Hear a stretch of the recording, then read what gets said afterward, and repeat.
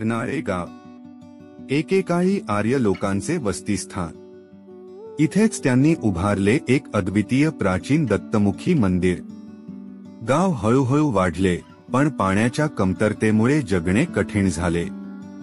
म्हणून सर्वांनी मिळून तापी नदीच्या काठावर नवे गाव वसवले आणि त्या गावाचे नाव झाले सारंगखेडा। सारंगखेड्यात ही परंपरा सुरूच राहिली। रनाळ्यातील दत्तमुखी मंदिराची जत्रा नव्या गावातही साजरी व्हायला लागली। आजही सारंगखेड्यात ही जत्रा मोठ्या उत्साहात भरते। लोक आनंदाने सहभागी होतात। ही परंपरा आपल्या गावाच्या मुळांची आठवण करून देते आणि पूर्वजांच्या संघर्षशील जीवनाची कहाणी सांगते। रनाळ्याचे ते प्राचीन रहस्य आजही सारंगखेड्याच्या जत्रेत जिवंत आहे।